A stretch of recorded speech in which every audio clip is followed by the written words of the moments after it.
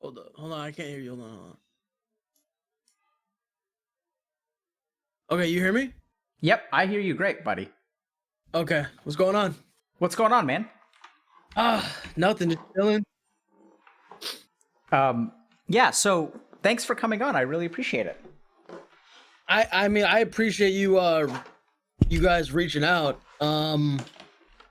Because I've watched a bunch of your streams before, and so this is pretty cool. Cool. To actually get to talk to you. Yeah, man. Well, I hope I hope we can help you in some way today, if you need help, that is, or at least entertain you. No, of course. I think everyone needs help. Yeah, man. You know. So tell me, to start off with, what would you like me to call you today? You could just call me Los. Okay, People just call Los? me Los on here. Yeah. Okay. And Los, can you tell me a little bit about, is there anything that you wanted to talk about or focus on or maybe learn a little bit more about today? Explore together?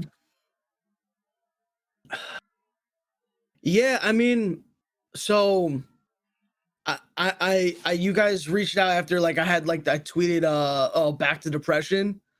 Okay. And I just want to put it out there that like to anyone in the chat who has like diagnosed depression or anything, like I'm not diagnosed. I was just really like upset that day, you know what I mean? So I just want to say like I don't joke about that. But I just was really feeling down. And I guess what I want to talk with you about was like why can sometimes comments and like the way people are affect me, and then sometimes literally anyone can say whatever they want, it doesn't affect me at all. Mm-hmm. Like that's like the thing that's like I'm always like trying to figure out in my own head. So yeah, maybe we could start there. Los, dude, that is such a brilliant question, man. Really? Yeah, man. Like think about it, right? Because it's like it's so confusing because we think that the world operates based on certain laws. Like gravity always makes things fall down, right? And so what I'm hearing from you is there are some days of the week or some states of mind that maybe you're in where people's words like really sweep past your armor and like hit. And then there are other times where like you're able to kind of like shrug things off. Yeah, like that's the perfect way to describe it. And then the other day when I did tweet that was one of the days where it's just like anything people were saying was just completely just affecting me. And so it makes me think like, is that even what's affecting me?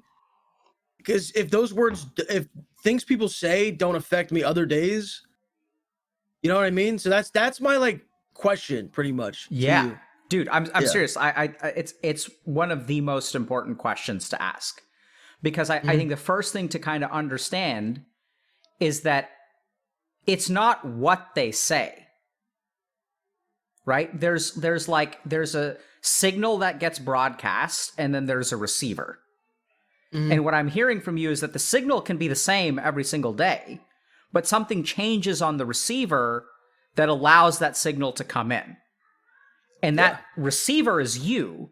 And so this is like the reason I think that's such an important question is because I want like people to understand that if we really think about this, Los, what we can discover is if we can figure that out, if we can figure out how the receiver works, what we could also do is make ourselves impervious to criticism. Okay. Right? Okay. Yeah. If we can figure out the difference between a day where their words hurt and a day where you can shrug them off, and we can figure out how that formula works, we can have every day where you're immune to criticism. I would love that. I would. Sorry.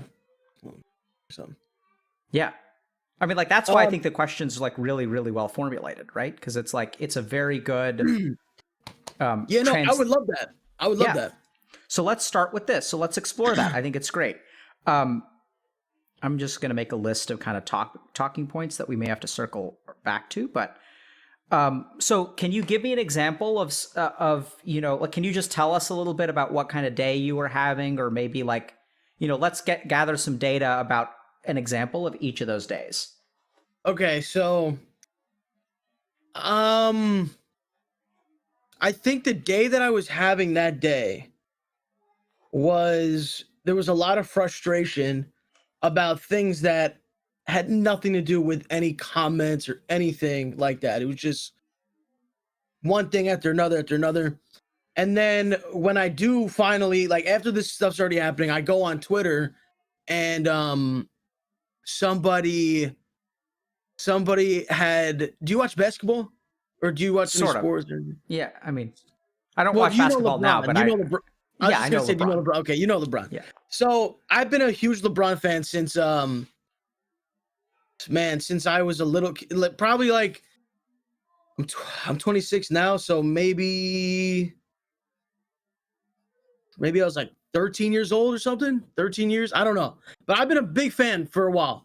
And so but what people love to do is, you know, a part of trolling me is whatever I enjoy or whatever I show interest in, whatever I like hype up or anything, they try to just shoot it down. You know what I mean? And it's yeah, I know. It's I've been getting trolled like this for a while.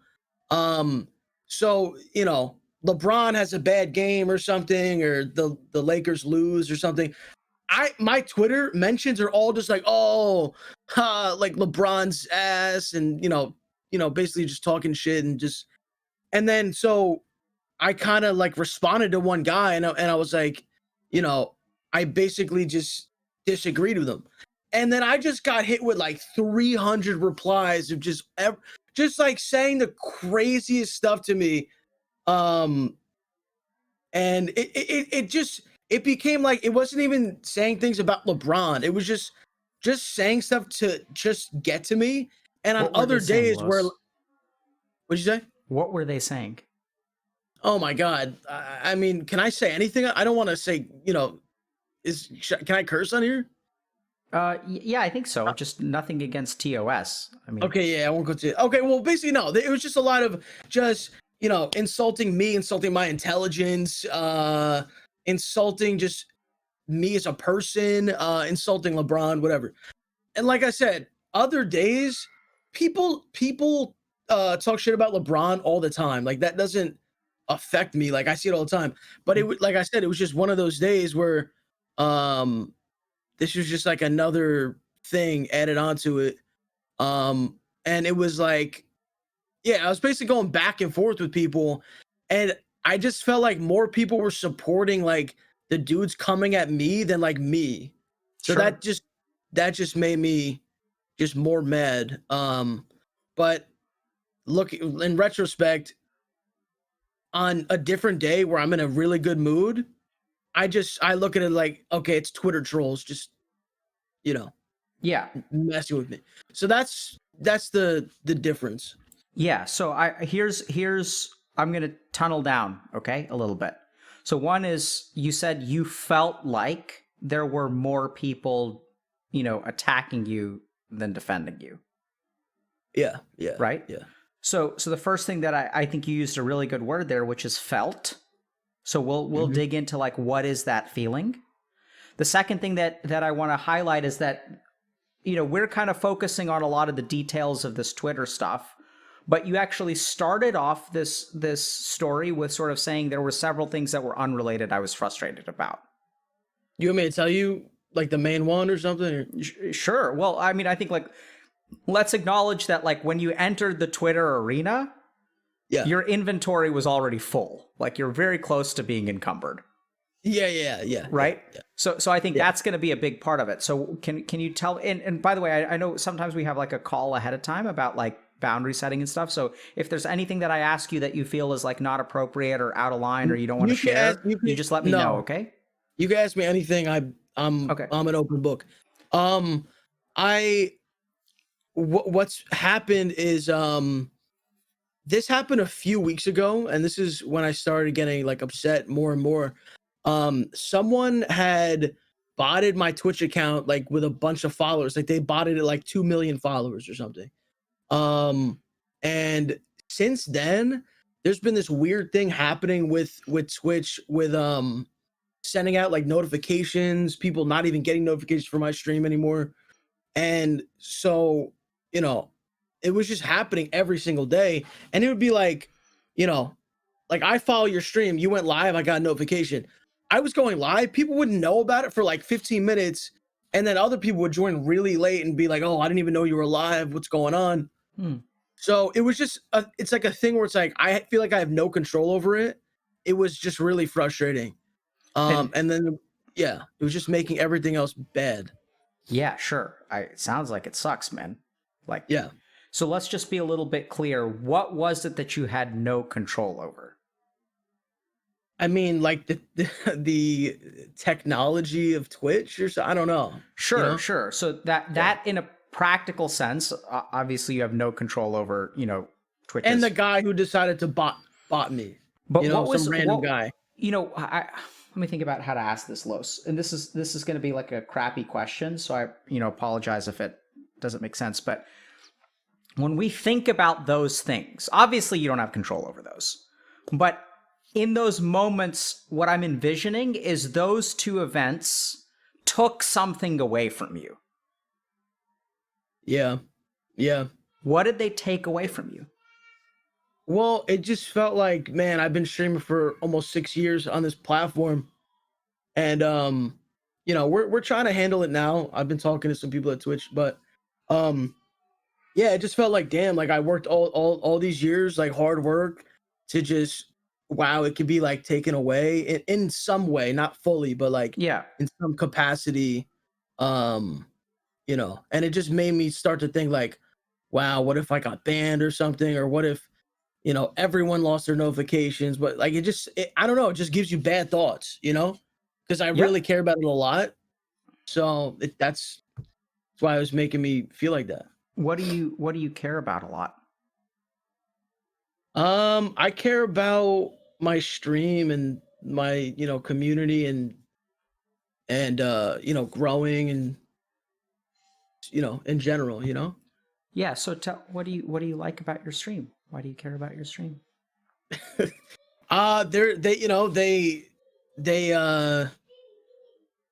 It's kind of, they have my back, even though I just said that whole story about them not having my back, but that was like Twitter trolls about basketball. For the most part, no, they have my back, and they show so much, love and support. So just the idea of like potentially losing even like 1% of that just really upset me. Sure. Yeah. Can I think for a second, Los? Yeah, go ahead.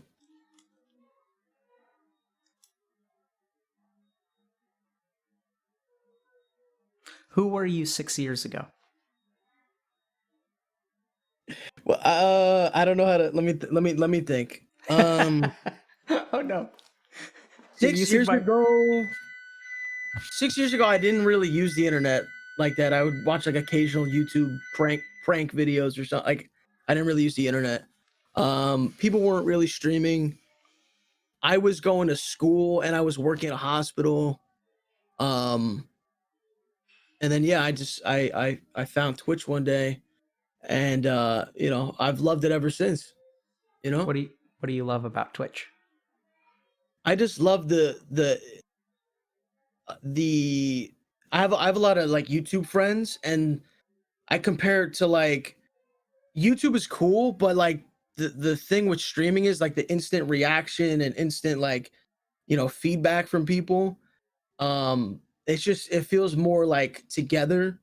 So yeah, I like the live aspect of streaming. Sure. And what kind of stuff do you stream, Los? I stream all kinds of stuff. I've done a bunch of stuff over the years. Like I do a lot of just chatting now. I do different games. I'm pretty much all over the place. I don't have like a set thing. It's more variety. Sure. Yeah.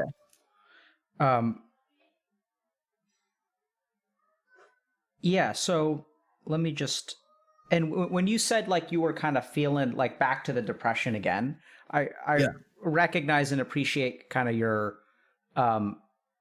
desire to be sort of compassionate and sort of not claim that you have kind of, you go through maybe the same struggles that other people with clinical depression go through. And at the same time, I mean, I think that, you're allowed to be depressed just because no one diagnosed you, right? You're allowed to have a bad day and feel down and in the dumps. Yeah. And I just wouldn't want to call me having a bad day like what people go through just on a daily basis without even anything frustrating them. Sure. You know, so that's why I wanted to say that ahead of time. Can you help me understand when you said back to the depression, what that felt like to you, or what you call, because you said back to the depression. So what I'm Yeah. hearing there is that, like, you know, it's a place where you've been before. It's a place I've gone before. Tell me about that place. It's just not a good place. Like, it's just the worst feelings, you know what I mean? And it literally just affects my mood. It affects like how I talk to people or like interact with people. Or How so? I get really like a short I get like a temper almost, or like I lose patience easily. Mm-hmm. So like someone could say the most innocent question to me, and I could like get offended by it, or like, you know what I mean? So it's just like an overall bad mood, and I'm just like not feeling good. And yeah. And what is it like what is it that your mind tells you in those moments where someone's like behaving innocently towards you, and your mind like turns it into something else? I think it's I'm so annoyed that like just anything, even if it is the most innocent thing, it's just I can't handle anymore in that moment. Like I'm too much stuff is just going on in my head where I'm like, Okay. I can't even talk to you. I can't like, I'm with you. yeah. So you're encumbered. Got too much in your inventory. Yeah, I don't know that word, but yeah, I guess. Oh, okay. Yeah, sorry. It's like an RPG gaming term where so like in, you know, in RPGs, like you've got your inventory. It's got like 30 slots. And then what happens is if you have like too much weight in your inventory, then you like walk slow. You know, so it's kind of like, it means that you're carrying too much and you don't have space for anything else. That's really what I'm hearing from you. Yeah. And they have no bad intention. It's just me, you know, you just can't handle whatever, even if it's not, you know, if my inventory's full, even if someone wants to give me like a piece of pie, like I can't hold anymore. Like I don't have room for your pie. I understand you're trying to be nice, but I don't want your pie, you know? That's perfect. Perfect analogy. And so what is in your mind that you don't have room for anything else? Do you remember? Well, if I'm thinking on those moments, it is like a level of like worry, I think. Okay. Because like I said, you know, it's just gonna go back to normal, like the way my Twitch is operated for 5+ years. Just like the doubt and the just worrying and hope of that particular situation. Yeah. And what where are you afraid of going to? Like, so when I hear worry, you're like, is it going to go back to normal? If it doesn't go back to normal, I imagine that your mind kind of like projects something sort of nebulous, or maybe it's even a feeling of where would you return to if things did not go well? It might be like, and I think this is an irrational fear, but just like, oh, I have to like restart, or like all these years I put into it, like what if that was for nothing? Just that kind of feeling. Mm-hmm. What makes you think that's irrational? I think it's irrational because if I take a step back and I think about it, like I have all these people who love and support me. So like if something happened to my notification, like that wouldn't be the end of the world. Sure. The fear was like more casual people, or people who maybe they don't have Twitters and they don't know when I go live, or you know what I mean? Like, just kind of the casual viewer. Cause I've been like subscribed to a YouTuber and then gotten like unsub from them, or I don't see their videos anymore. And you kind of just like forget almost, you know, if you're not like a huge fan of them, and go seek them out. So that's like the fear of like, oh wow, no one's getting notifications, like what, are people gonna just forget? Like, so have you been forgotten before? I'm sure. I'm sure it's from some people. I mean, I can't Mhm. really. I don't know the answer to that. Okay. I've never felt forgotten before Okay. during doing this Twitch stuff. What about before Twitch? I don't know. I don't know. Maybe some Okay. friendships. Maybe Okay. Maybe. that's that's the only thing I can really think of. So, Los, I'm going to go ahead and just pause for a second and kind of like repeat back to you what I'm hearing and how I'm thinking Okay. about this conversation. And Okay. then I'd love to hear from you whether you think like we're kind of, whether it's accurate, whether it feels like it's moving in the right direction. Okay. So the first thing is that, you were relatively new to the internet 6 years ago. You discovered Twitch. You had been following YouTubers and other content creators. It sounds like you started streaming. You really, really appreciate kind of like the live interaction, the kind of feedback. It's not like you're just watching this thing that like is sitting on a shelf in the YouTube, data center that will always Yeah. exist there until the end of time. It's like there's real people there. And what I'm hearing from you is that like you've really come to appreciate, you're not like really streaming for you. What I'm really feeling is that it's not really about a particular game or a particular kind of thing. Some streamers like have their thing. Like I have like a thing that I stream for, right? Like I'm like a Yeah. one trick pony. And what I hear from you is that for you, it's really about like the community and that like you've built a group of people that you really enjoy interacting with. I would imagine you support them quite a bit. It sounds like they certainly support you quite a bit. Yeah. And then sometimes what happens is like things will start to happen and you'll kind of get frustrated. And what I'm hearing is that frustration is sort of built on kind of a loss of control. And this is going to be kind of an important nuance because I don't think it's a lack of control. I think it's a loss of control. And that you've sort of worked really hard to get to where you are.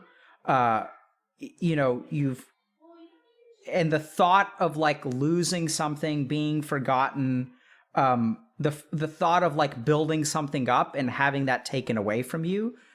And I think that's kind of like a subtle theme that I'm hearing here is that it's not about the lack of something.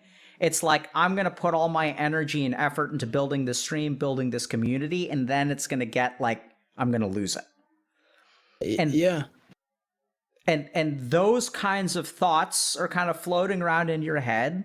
And I'm also hearing that you actually handle those thoughts pretty well. I know it sounds weird, but like that you can manage that. You recognize that you're feeling down, you're feeling frustrated, you have a short temper. Those thoughts kind of occupy your space, but you can hold them, right? Like you can handle that. And then it's really like this additional stuff piled on top that really feels too much. Whether it's other conversations, whether it's Twitter trolls, I'm really kind of getting this sense of like straw that broke the camel's back, where like you can handle a lot of frustration, but then you kind of reach your breaking point, and then I think this kind of goes back to your original question, which is why is it that some days the Twitter trolls bother me and some days they don't? What I'm sort of hearing from you is it kind of depends on how much you're carrying at the start of that day. Yeah. That's and one thing before I don't want to get off the train of thought, but I might lose this. When I said back to depression, the thought of like losing or whatever, recently, well, not recently, but before that, like months ago, I had like when the DMCA stuff was happening, I got 2 DMCA strikes. I had to delete everything. I couldn't play music anymore. So that was like the first time I started feeling like that. The thought of like, oh wow, like it could actually, like I could be banned, or I could actually lose that for real. So when this thing happened, it just brought me back to that same kind of feeling. So I think that's where like I just wrote back to depression. That's I think the back to. Yeah, That's really important. yeah, So what I'm almost hearing, Los, there is that you sort of had a traumatic experience, and you're almost like, it's almost like I know this word gets tossed around a lot, but it almost feels to me like a trigger. could be. Yeah. So let Could me be. explain to you what I mean by trigger, which I mean, I think the word gets tossed around. So, when I work with like veterans, so I worked with veterans like that were in the Iraq and Afghanistan war. And so like they have particular experiences that make them feel a certain way, like, they like someone detonates a bomb, for example. And then what happens is they'll be like walking down the parking lot of a Home Depot, and then they'll hear like a truck muffler kind of go bang. And what happens is like that experience opens up this door in their mind where a flood of emotions, feelings, memories, worries, like then suddenly comes out. And it occupies their mind, and it's kind of they're transported back there. This is the idea of a flashback in PTSD. Yeah, yeah. And then like when they're in that state of mind, they also feel like their mood is heavily affected. They have a short temper, all kinds of other things. And the other interesting thing that, it's really interesting to hear you say that, because the other interesting thing, if you really look at PTSD, I'm not saying you have PTSD. I'm just talking about sort of that as an extreme Yeah, I was case. gonna say, I don't want to compare my Twitch problems to like, So I'll explain what I mean by that, by the comparison, and why it's important to make. But what I'm hearing is a similar pattern, but a very different intensity, right? But like the fundamental neuroscience of our brain sort of recalling up relevant emotions happens to all of us. Yeah. Right? So you can experience trauma and not have PTSD. PTSD is a clinical condition, but all of us can be traumatized. And whether it turns into a full-blown clinical illness is like a separate thing. But, the mechanism of trauma in your mind is the same as the mechanism of trauma in someone with PTSD. It's the size of the trauma that results in PTSD versus not PTSD. Okay. Does that make sense? But what I'm still hearing you say is that like it actually sounds to me like you had sort of a traumatic experience around the DMCA stuff. And then it's like these moments are kind of transporting you back to like, I could lose it all. Yeah. Yeah. That's like worst case scenario, mindset. Would you say that this issue of sort of being really frustrated and things bothering you, does that predate the DMCA stuff, or has that been since the DMCA stuff? If we're just going strictly off of how I feel with Twitch, I think I've been like suspended before, but I never really had that, like it was always like 24 hours or something like that. I never really had the feelings that I do about this and the DMCA. So I think the DMCA was the first time where I was like, wow, because I had to delete all my like clips from my Twitch, and that's like memories I want to, show my kids one day or something. You know what I mean? Or just always have to look back at. Yeah. So it was just like, what did you lose during the DMCA thing? Well, I was getting strikes from like old clips from like 2017, stuff like that. So the solution that was being given to all the streamers was delete all your Twitch and all your clips and VODs. So I did it because I was like, all right, well, these are memories, but I'd rather not lose my entire channel. So I had to make that decision. But and then even after that decision, it's like, okay, well, now you got to worry about, you can't play anything copyright in your stream, because then 3 strikes you're out, like you'll get permabanned. So that was just like a constant, stressful thing too. So yeah, those are just 2 things I've dealt with on the Twitch side. So from a DMCA standpoint, I mean, I understand you had to delete those VODs and clips and whatnot, but I'm going to kind of ask you a question again in sort of a slightly different manner. Like, what did you lose? Right? So you said memories, like you talked about showing these potentially to your kids one day. Yeah, I mean, it's just it was like I could always look back from where it started. I can go to like, what was I doing in 2018, 2019? Like I can go through these, and now it's really just I just gotta hope that there's like clips or videos on YouTube somewhere, and you know, that's that was what I lost, was that it's all in one place on my channel. I could look back, people could look back, people can go to the beginning, What's the value of going to the beginning, being able to look back? Oh man, I mean, the same reason people have people had what's it called, what's it when it's like an old thing, people take pictures and they have like a, well, I don't know what it's called, I'm like Like a blanking scrapbook? out, like a scrapbook maybe, I don't know, but my Like a photo mom would, album?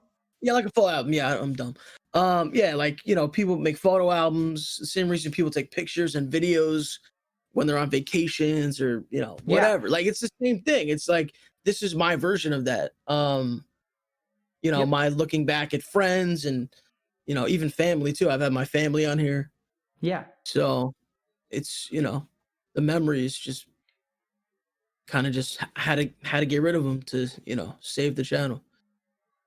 Yeah. Yeah. So, Los, I'm going to ask you a couple of really hard questions because they're really, really simple and really, really fundamental. And I think Okay. you're giving good answers. So I think it's interesting because what I'm hearing from you is that you had to sacrifice your history for your survival, Hmm. right? Like you had to give up, like, we all care about like albums and where we came from in our journey. And that's like Yeah. an important part of who we are. And what I'm hearing you say is that you really had to like axe it, you know? Yeah. Yeah. What was it? What did it feel like to do that? Um, it was really just a sad feeling. It was just sad. Like, you know, I didn't cry or anything like crazy. I just was just really upset about it. And it kind of happened really quick because I got one strike and I didn't really think anything of it. I was like, all right, everyone gets like a strike. But then like I got a second one. I was like, oh my God, like I gotta act now. So it was kind of just like it was like do or die type thing. Um, so yeah, I just had to do it, and it just didn't feel good, and I don't know. And then just looking at my channel after that, it just like felt weird because you know how like you can click your top clips, and it shows like it'll be like a clip from last year, 2 years, whatever. I just had none of that, so I don't know. It just felt different. Mhm. For the first time in like years of streaming. Yeah. So I'm noticing you're using words like sad, weird, and different. So what we're going to try to Yeah. do is especially as men and especially on platforms like Twitch, like we don't have a very like we're not really taught good emotional vocabulary. So if it's okay with you, Los, I'm going to try to toss out a couple of words and maybe we can explore what is weird and different. Go Is ahead. that okay? Yeah. So the first thing is, I had a patient once who was kind of telling me about like furniture that got repossessed from their house. Hmm. And like that sounds kind of weird, but what I'm hearing from you kind of reminds me of that conversation where it was like I remember talking to that person and it's like the creditors came in and like this was their Mm. home, right? This is what they had like built up and accrued. And like one day people showed up and they started like unplugging televisions and like taking them out of the house. Oh my And they God, started that's taking horrible. like furniture. It's And awful. it's awful. And I know that you're very sensitive about making comparisons about, how bad you have it versus how bad other people have it. And I respect that. We'll get to that maybe. But what I'm sort of envisioning is like when you look at your top clips and it's like it's all empty, it actually reminds me of that conversation that I had with that person years ago about like you sort of, walk into this space that you've spent 6 years of your life like creating these moments and like someone has come in and like they're like movers are coming in and like you're like deleting these clips and it feels empty. Like what I'm hearing is really a Yeah. feeling of emptiness and loss. Uh-huh. Yeah. Is that how you feel? Yeah, it's how I feel. And a lot of people were like, "Oh, you could like save clips and stuff." And like I saved a few clips, but I mean, we're talking about like terabytes worth of, data or whatever, clips, whatever. So I didn't have that luxury. I just had to just delete. So but even if I could save all of them, I would still in a way feel the same way, because it's not out there for anyone to look at, or like right where it was. I'd have to like go into like files on the computer and like look at like, I don't know, like just like Yeah. random dates or something. It's different. It's just different. Yeah.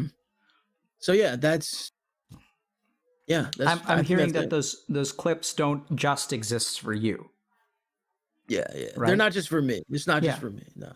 Those are moments that you had with your community that are sort of important for them and like important to be shared and things like that. That's 6 years of classic funny moments. You know, just things that, yeah, it's in the moment, and I don't know, yeah, they're gone. How does it feel talking about this? Dude, like it kind of sucks. Like I'm thinking about it more. Like, damn. Yeah. Like I've been kind of like just trying to like pretend that that didn't happen, but I mean, in reality it did. And I think this might sound kind of messed up, but like I feel like if every single streamer, if this happened to everyone, it'd be like, oh damn, okay, like we're all in this together type thing. Like everyone had to delete everything.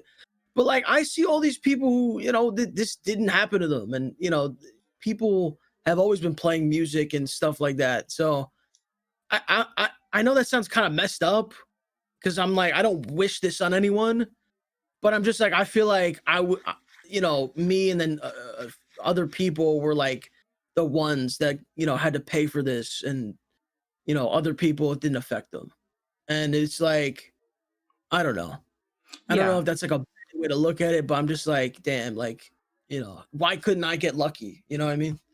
Sure. And not have it happen to me. Um, so yeah. So here's what I'm hearing, and I'm glad, Los, I'm really glad you shared that, because I see where you're coming from in terms of like, I'm definitely not hearing from you that you wish that other people had gotten screwed too. What I'm really hearing from you is that you actually kind of feel like alone and isolated, Yeah. and that you sort of don't have someone to go through this with. Mm-hmm. What do you think? Yeah. Yeah. I mean, I've seen other streamers that they had to do this, but it's kind of it's people I don't even know. It's like a few people that I've even seen like on Twitter or something. But people that I'm close with and other streamers that I really know, like that really didn't this didn't even affect them. Yeah. You So know? what's it like to have, people that you're close with not be able to understand what you're going through, not being able to talk about it with them? Oh man. Well, yeah, that's something I've dealt with for a while, because up until recently, kind of streaming and YouTube, internet type stuff was kind of taboo, not taboo, but like kind of like people didn't really understand it or even want to understand it. So a lot of problems I would have, or like issues, or things I'd feel because of the stream, or I wouldn't even be able to like talk to people about this, to be honest. A select few of my friends knew about it. Now it's getting different, more people are getting into it, but yeah, it's kind of that same feeling of when I first was streaming and not really having anyone to like talk to about like these like kind of intricate weird things that Yeah. it's not, it's not like a well-known thing yet. Yeah. I can see why the community and like the love and support of the community and the connection with the community can feel so valuable to you, because it sounds like, you've Yeah. been actually kind of isolated, or isolation isn't anything new to you. Let me put it that way. Yeah, I've dealt with isolation. Yeah. Um, I'm kind of curious about that, but I just want to toss one thing out there. So I asked you like, how does it feel talking about this? And you were like, kind of sucks. Yeah, And, kind of. and so let me just explain for a second. So I think that unfortunately is how it is. And I think actually that's what healing looks like.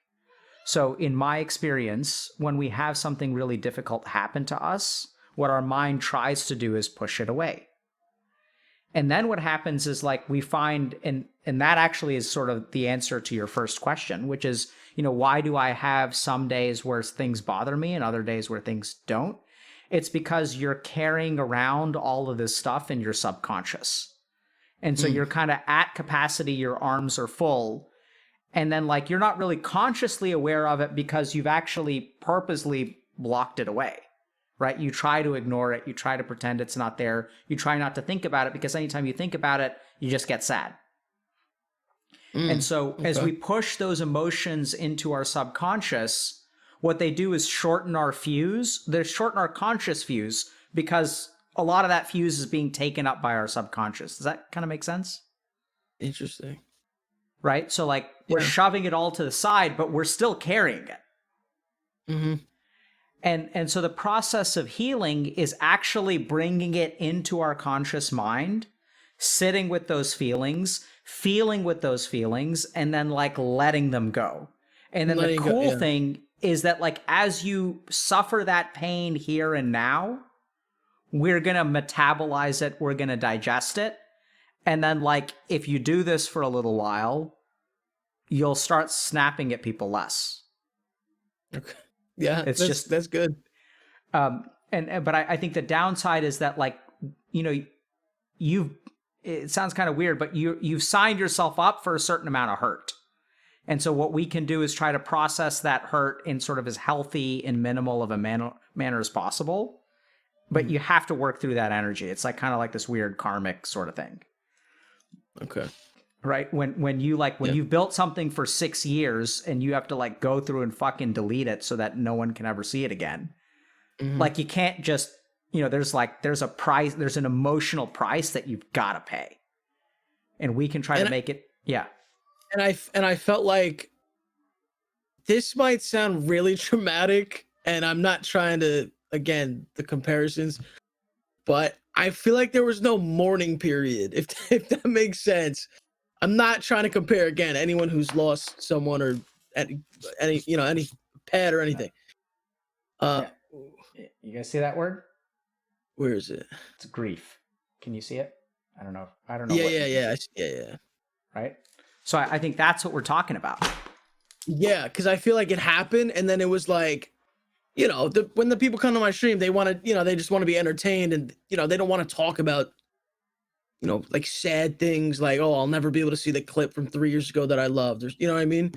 So like, I just had to like after that just snap into like, okay, now I gotta just stream and act like everything's fine.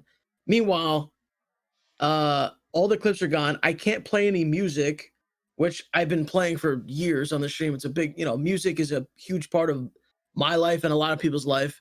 So it's just, and then I had to like be, in stream mode, entertainment mode. And I think I had some streams where I was kind of out of it, because of that, I think. And, yeah, because there was no really mourning or anything like that. People were just like, oh, that sucks. But like, all right, entertain now, Dance, monkey, dance. Yeah. Which they don't mean that. Listen, you guys in the chat, like I know, like they don't mean it. They just, that's what they want to be entertained. Yeah. Well, when they come on the stream. So I know it sounds kind of weird, but I think that the biggest person who's telling you to do that is not your chat. It's you. You think? Yeah. Right? Because when you say you didn't have time to mourn, who wouldn't let you mourn? That is true. That is true. But then, so why is that then? Like why? I don't know. Why did I not want to mourn? Or I don't know. Well, I think a couple of things, right? So here's what I would say. One is that you tried to push it away because it hurt to sit with it, which is a completely normal thing. So no one wants to mourn. It's just, true. We have to. Second thing is that I can imagine that, when your channel takes a hit, you have a voice inside you which is responsible for your success, which is basically telling you to dance, monkey, dance. And on some days, it's, I mean, we all carry it. Like I have it too. Today is actually one of those days. Oh no. And so, but like that's it's what we sign up for, right? It's like there's like it's the commitment that we make. It's like, and it's not just streamers. Like we all, like a lot of times our harshest critics or the people who don't cut us slack is ourselves. True. Like it's really fascinating and really sad that, like, you know, you'll cut slack to your friends. Like if your friends have a bad day, if they get fired, if they get dumped, you know, there's other fish in the sea. Like, you know, you'll be okay. Like you're a good guy. But like when you get dumped, like what does your mind tell you? Exactly. Yeah. Right. Yeah. And so, because I hear you. It sounds like your community's awesome and super supportive, and they like care about you a lot. But like you hold yourself to a standard, and when your channel gets a hit, and your mind starts telling you, you know, this could be the beginning of the end, that's when you're like, I don't get to mourn. I don't take a break. I just lost Yeah. all my clips. I can't lose being high energy on stream too. Mm-hmm. Yeah. Yeah.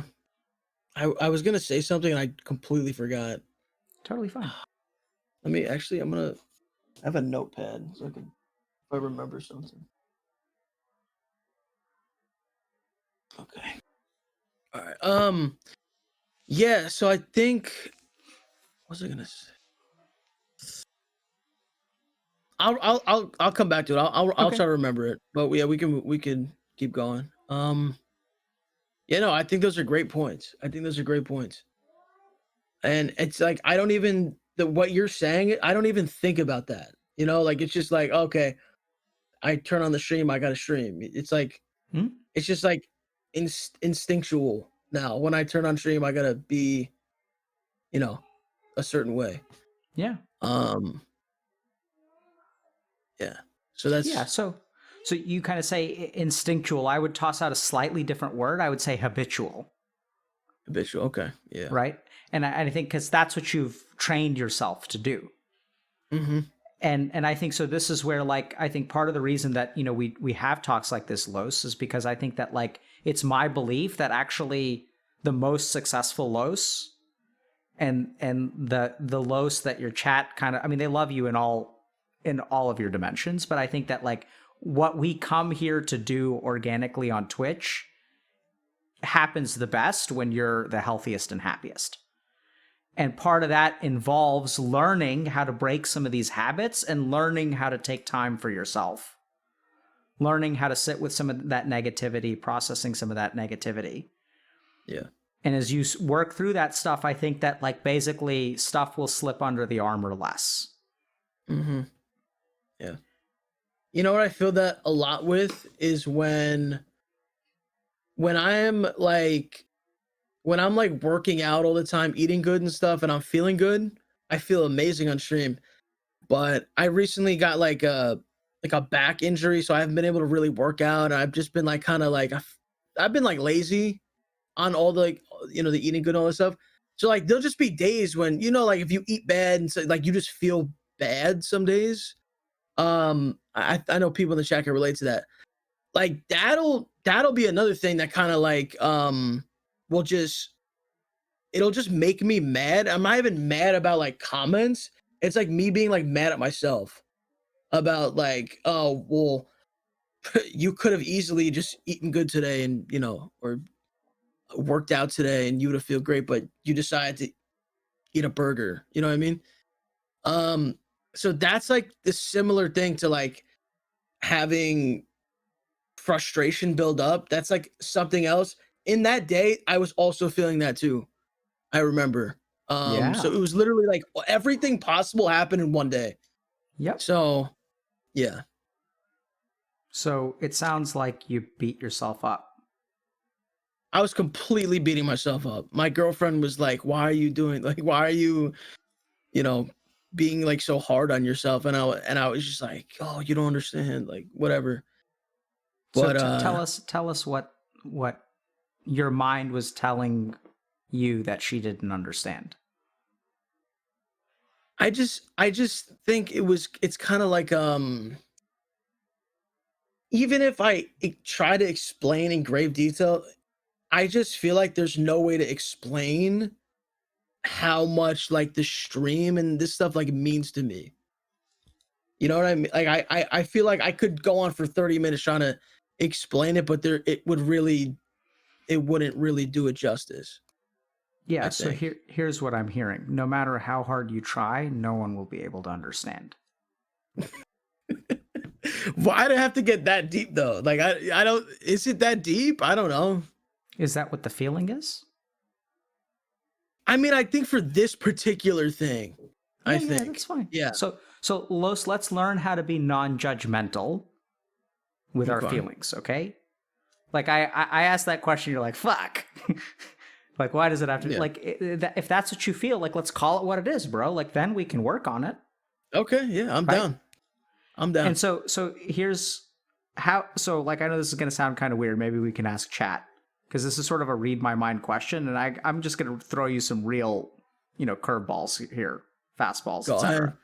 I'm down. So like, what is the word that we use to describe someone who, no matter how hard they explain, no one will be able to understand? Misunderstood. That's a good one. Not the one that I was thinking of, but that's actually probably a more accurate term. Okay. Right? Right. So, Yeah. so I'm not hearing that you're misunderstood subtly. So, like, it's not that you're misunderstood. It's not that she understands one thing and that's the wrong thing. It's that she can't understand. Right? She's never going to be able to understand. Yeah. And so what I'm really hearing there is like, you're alone. I think alone with, I think it goes back to what we were saying about like those feelings about having people to relate to them. So it's like she doesn't do any of this. She's not a streamer. She's not in that world, you know? So if I'm talking to her about this or she's like, "Oh, what's wrong?" It's like I just feel like there's no real like point to like explain the whole I don't know. That sounds kind of messed up saying it out loud, but Don't judge, just say it. We'll work through it. no, yeah, I just feel like, it's something that I just can't explain. I don't know. Sure. I don't know what it is. I don't know how to describe it. Like Yep, that's what you're I don't know. I don't know how to You're describe damn it. right. That's what I'm here for. So I Yeah, think yeah, you're doing yeah. a great job, Los. I think you're describing it way better than you think you are. Okay. So I think this is the confusing thing. Oh shit, this is going to be weird. But you're actually describing it very well. But Okay. remember that there's a voice in your head telling you that no one can understand. Okay. So you think that you're not describing it well. Yeah. But the very voice in your head tells you no one can understand, so like you can't describe it properly. Do you see that? Yeah. Even now, it's acting in this conversation where you feel like your words are insufficient to convey what you're going through. Why is that? Brilliant questions, bro. Right? So this is where like now we get to like answers, okay? So tell me what it was like when you started streaming and people didn't understand what you did. Oh man, I had a lot of I had my best friend at one point, um and my cousin. I remember I'll never forget this. It was, I think I had been streaming for like maybe a year. And we were in a pizzeria and they were like, "What are you doing with this?" Like cuz I would stay in most nights and stream. A lot of people would be going out doing stuff and I'd stay in. So they're like, "What are you doing with this? Like, come, this is gonna die in like a year or two. Like, you need to like, focus on, uh, what's important and stuff like that." So a lot of people who weren't in the streaming or YouTube, internet world, whatever, they just didn't understand it.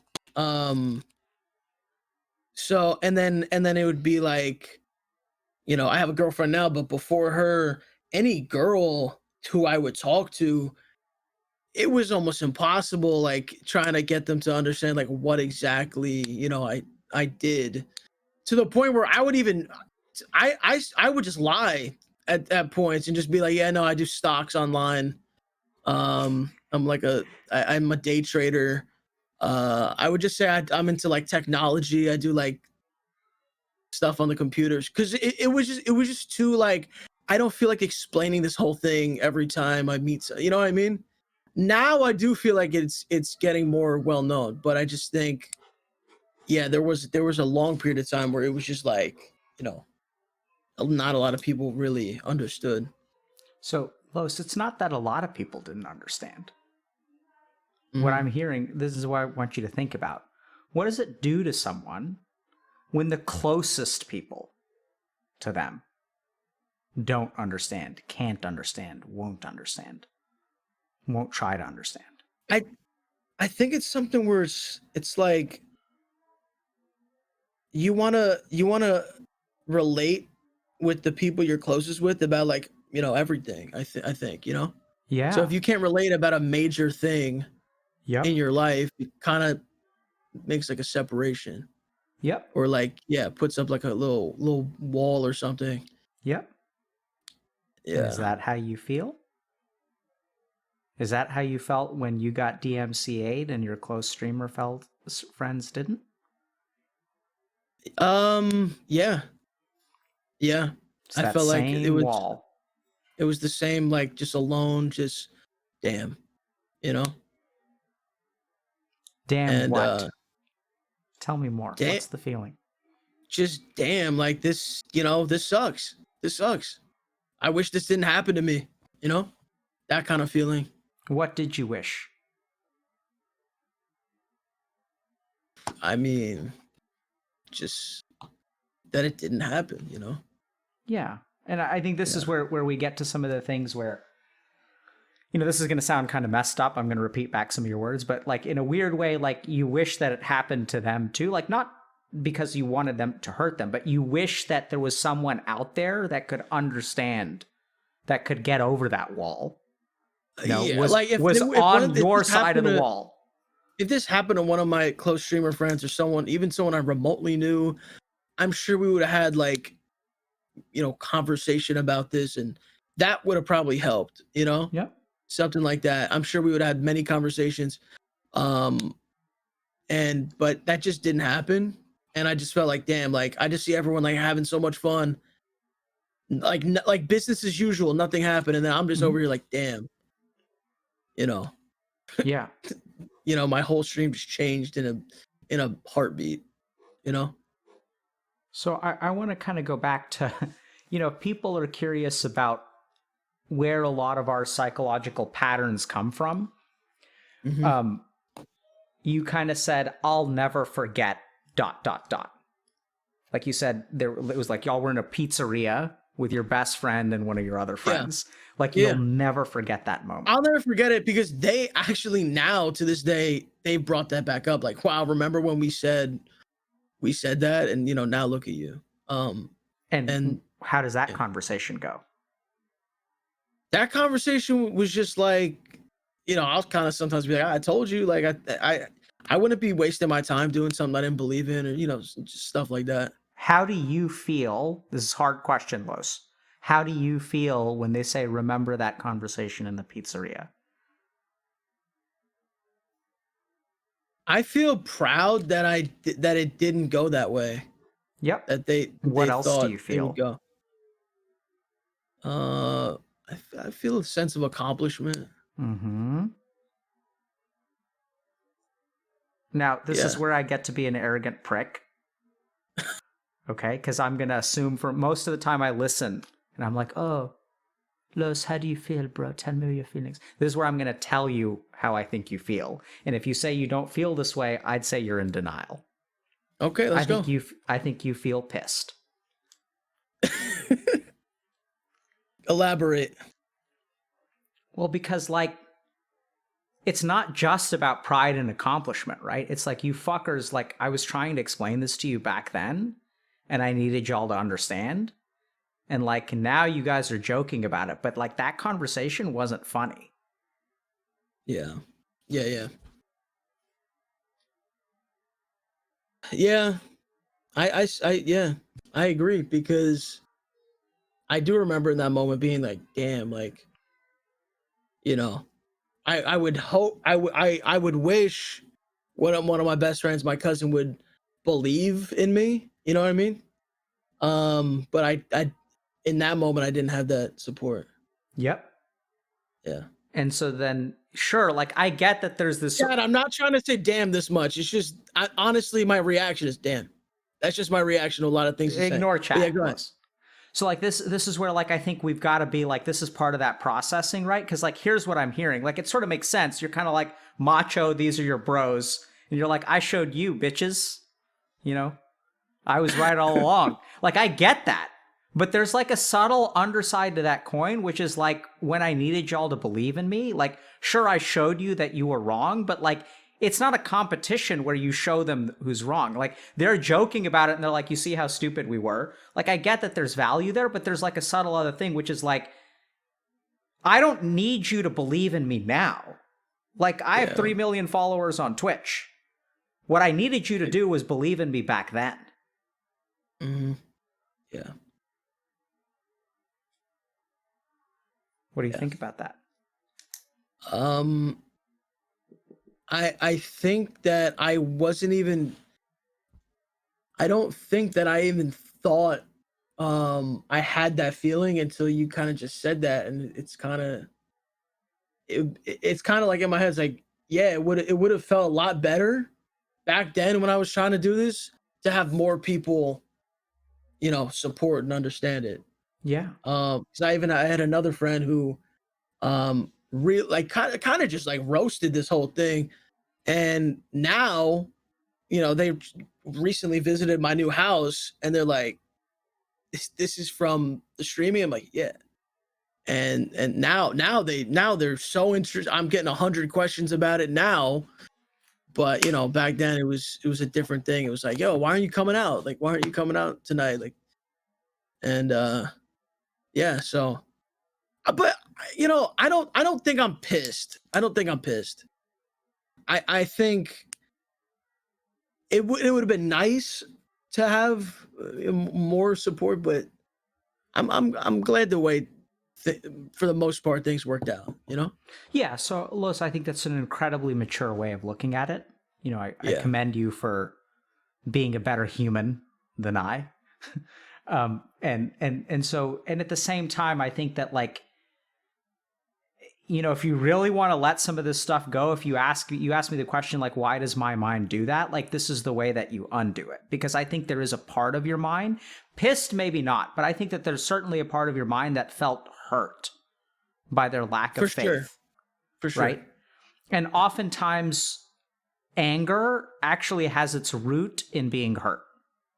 And so I think it's easier to detect for most people. It's easier to detect the anger than it is for them to detect the hurt. But if you're able to follow that anger down to the hurt, it makes sense to me that you're not actively pissed, because usually anger masquerades. Like, right? It's like if I get, if my significant other, my girlfriend, says something like that is very hurtful to me, like I'm going to get mad at her. Yeah. Right? It's just like, it's how we respond to being hurt. Like when you hit me, like I'm going to hit back. And so I think, I know this sounds really, really bizarre, but like, at some point it may be worthwhile, like having sort of a conversation where you like let some of this go. Mm-hmm. And this can sound hard, but like sometimes it's like actually sitting down with those people and saying like, you remember that conversation in the pizzeria? Like I was really trying something new and I wasn't sure of myself, but I thought I was onto something. And like, I really felt like y'all, you guys were trying to do the best that you could. But at the same time, I felt like really hurt and isolated, and like I was trying to share this part of my life with you and I needed some help and support, and I sort of like didn't get it. But do you think too that they maybe could have been they thought they were looking out for me? Sure, absolutely. I think they did think they were looking out for you. And that's why you guys need to have a conversation. You can acknowledge that. Like, I think even now, if you go back and watch the VOD, I think I said, y'all did the best that you thought you could. Mm-hmm. And it still hurt, right? And I think that like acknowledging that is really healthy. You're not necessarily blaming them. What you're doing is like, remember the goal here is not to like blame or fix things. I know it sounds weird, Los, but the goal is to take down that wall that's between you and other people. And taking down that wall, I'll just kind of give you a quick example. So I was working with a family, actually. So the parents have one special needs child and one neurotypical child. And like... What is neurotypical? Like non-special needs, like regular kid. Okay. So they've got like one kid with, something like autism and one regular kid. And so, like when the kids were growing up, like the parents had to spend a lot more time with like the special needs kid, understandably so. And like the family couldn't go on vacations and stuff because like the kid couldn't handle a flight.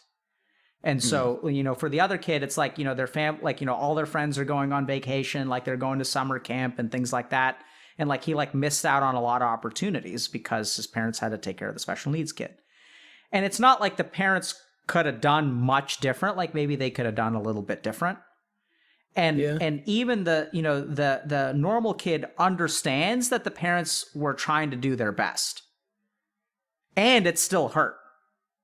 Yeah. Right? So there doesn't have to be blame for there to be an acknowledgement of hurt.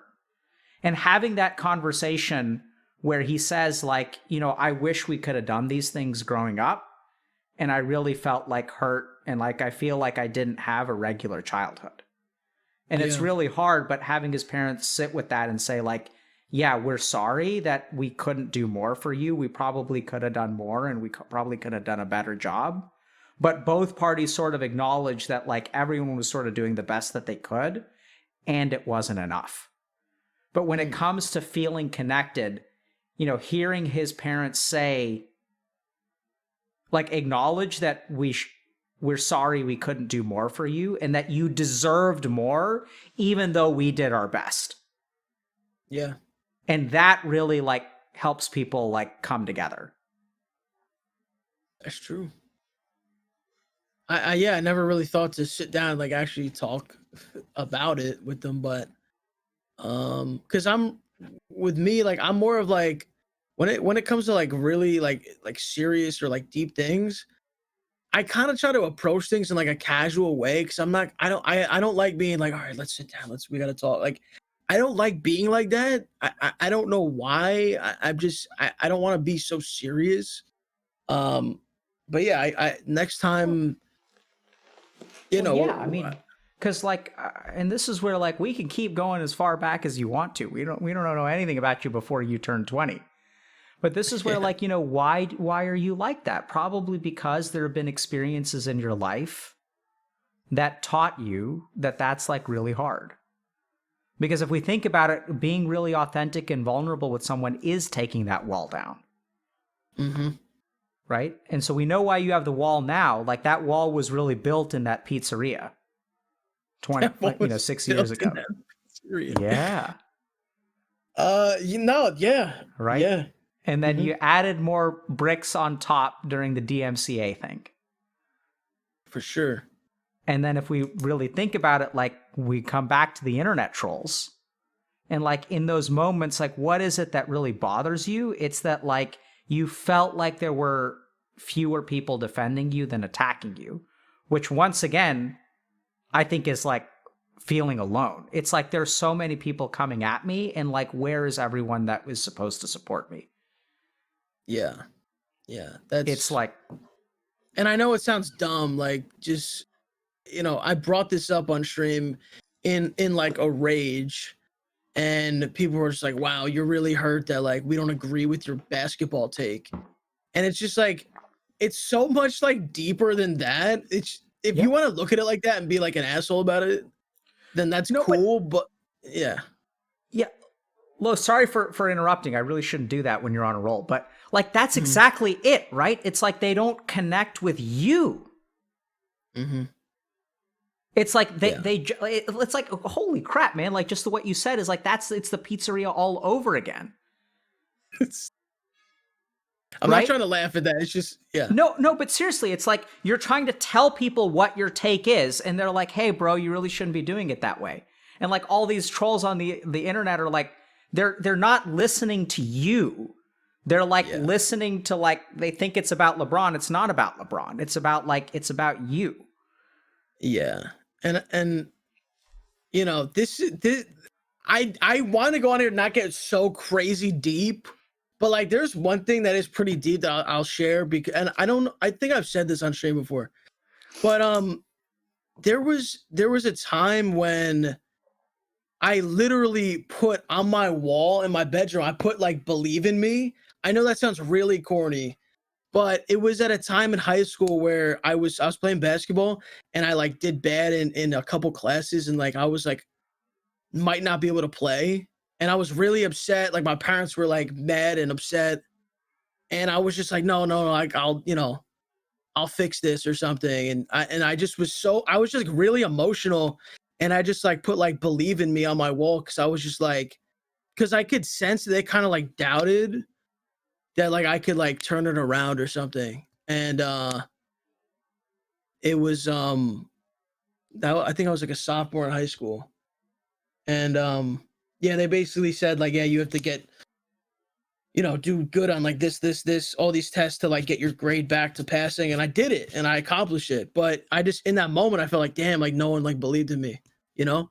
So I think when maybe subconsciously when people don't believe in me, like the pizzeria or, you know, like when I'm giving my opinion, I'm just like, it's like a frustrating thing, I think.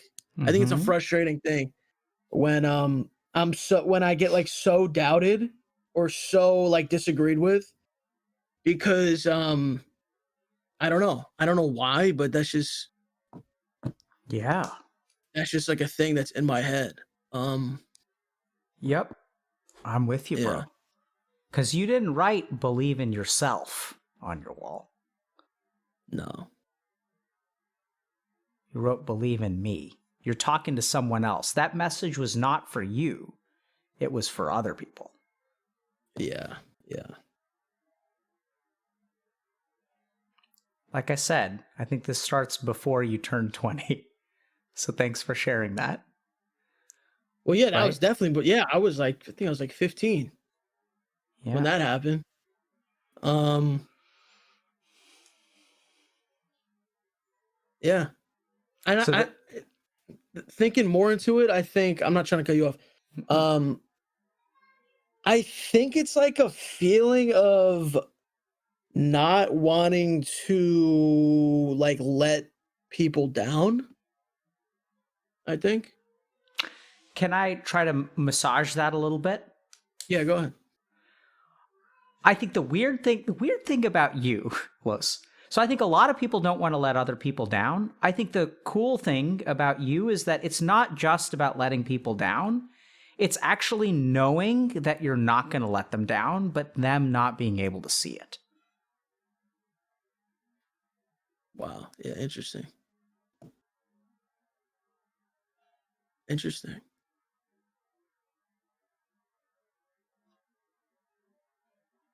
Is it kind of like a thing like I'll show you type of thing or That because proving that's the someone wrong or well, I mean, that's what you've had to do over and over and over again. yeah. Nowhere throughout all of this deep exploration am I actually hearing you doubt yourself. That's true. That's crazy. Right? It's really interesting. It's really interesting.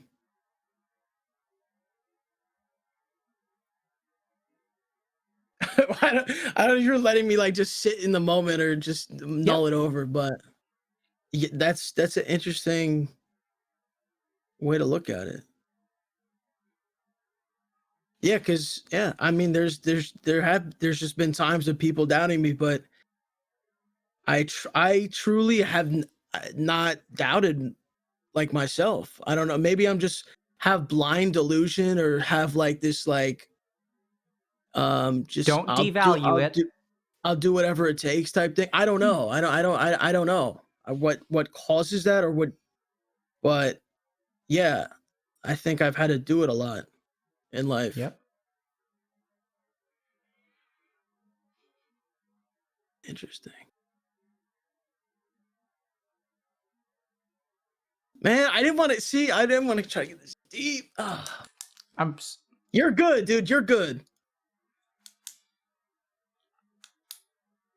I don't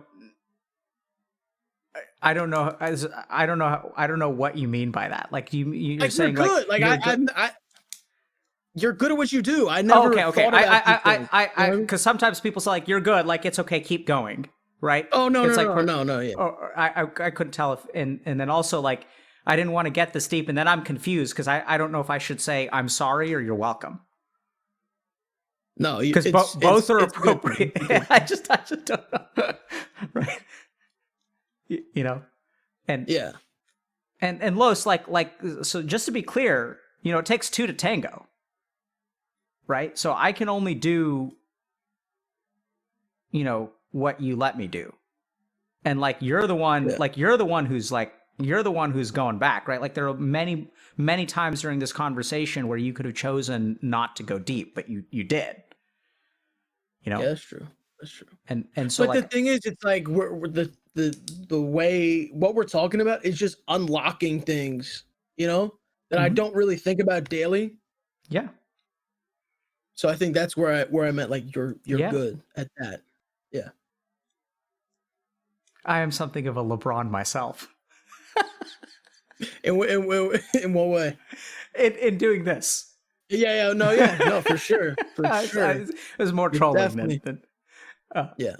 It's just too good of a meme to pass up. But yeah, so I think, you know, Los, like I think there's a certain pacing to this. I mean, if you want to keep going and unlocking things, I think that's okay. I think we've basically kind of come up for air. I think you've connected a lot of dots. I am letting you sit with things a little bit more now. Yeah. And I think kind of, if you want to, we can talk, kind of come back to the present a little bit and think a little bit about how to, you know, take these revelations and make them a little bit more practical. Okay. Or we can go deeper. You know, it just sort of depends. I feel like we've sort of broken the tension at this point, but whatever you want to do, just take the lead and I'll try to do my best. So then I think I'm getting the sense that while you'd be totally open to go deeper, like maybe we can just kind of pause there from like the deep exploration standpoint and just come back to your original question, which is why do I have some days where I kind of get frustrated and stuff like this? So here's the thing. I think that like now that we've uncovered like this theme, right? And the theme is sort of a sense of isolation, that people don't trust you, don't have faith in you. And that like you've tried to at times in your life like communicate things to people. And what you needed in that moment was like their faith and their trust. And instead what you got was like not, I mean, they weren't like abusive or anything, right? Like they weren't like mean to you or anything. In fact, they were trying to do their best. Yeah. And they were trying to do what was right for you, but they really weren't like emotionally kind of giving you what you need. And then even now you guys kind of like joke about it. Like your friends acknowledge that they were dumb back in the pizzeria, but like what you didn't need them to be, you didn't need them to be like smart. What you needed them to be was like there for you. And like believe it, like as you put on your wall, believe in me. Like that's what you wanted from them. Yeah. And so now when we kind of think about, you know, what's going to frustrate you, I think it's going to be like when your mind, the thing that bothers you the most, and that's really going to like transform the way that your mind looks at the outside world, like whether you can just laugh with the Twitter trolls, because everyone knows like we're all just playing games here, right? I mean, maybe some people are really trying to be toxic, but I think but what happens is when your mind starts to feel like, oh, like I want this person to believe in me, and they're like not believing in me. That's what I want you to look for. And then that core feeling is going to manifest in all kinds of different ways. You're going to have a short temper. You're going to crack jokes. You're going to start putting up walls. Yeah. And then but that's what I think is like is another question, or if this is the original, but why, like that specifically, why is that bothering me so much more than other things? Like why is just just not like believing in me or trusting what I say. Like why is that? I wish it didn't. Yeah, I I guess I understand. could put it like that. Yeah. Yeah, my answer is going to sound kind of weird, but it's sort of like, why does the Iraq veteran respond to the muffler going off instead of a dog barking? It's because that's the experience that hurt them, right? Okay. So if you think about trauma and PTSD, like, for example, some, like female clients that I've had that have been like sexually assaulted, their triggers are going to be different from the triggers for a war veteran. Okay, so it's just like what personally has affected you is what's always going to be yeah. So like I have a scar, like a tiny little scar. I don't know if you guys can see it, but I have a tiny little scar right here. It's barely visible. I have a tiny little scar. Why do I have the scar there? Because that's where I got the bee bite when I was like 6 years old. Right? A bee? Yeah, a bee sting. It left a scar? Yeah, it left a scar. Oh, wow. Yeah. So I got a bee sting and it left a scar. But like, why is the scar there? And so why does this particular thing bother you? Because that's it's like a psychological scar is the way that you can think about it. Right? And what determines where this, what the scar is and where it is, depends on the injury. Mm. And so we can even go back like even further than like sophomore year, because now what I'm hearing is like, this is a part of you that has been traumatized in this place, not just once, but twice, thrice, 4 times, 5 times, 6 times. And so with each particular injury, like that scar gets thicker and thicker and thicker and bigger and bigger and bigger, and it dominates more of your psychological process. Yeah. I think where it's happened a lot, where I could just think of is maybe not before I stream. Well, definitely while I've been streaming, it's been it's been a lot of trolls and a lot of just whatever whatever I say, just like complete doubt. Like when I'll I don't want to bring up basketball again, but it's a easy one. But just me saying, just like, oh, I'll beat this guy 1-on-1 or something. Just everyone just completely just doubting it and just being like, no, like you're bad. You're exactly just like, and like that kind of thing of just completely doubting me and stuff. I don't know. That just bothers me a lot. Yeah.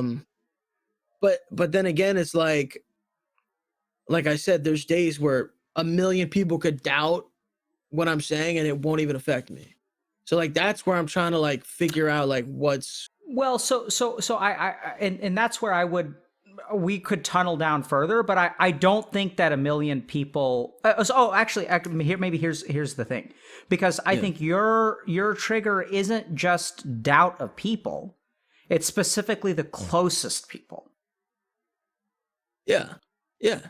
And right? Then if it's my viewers and like, the people who support me the most doing it, it almost hurts like a friend in a way. Yep. It's the same kind of hurt.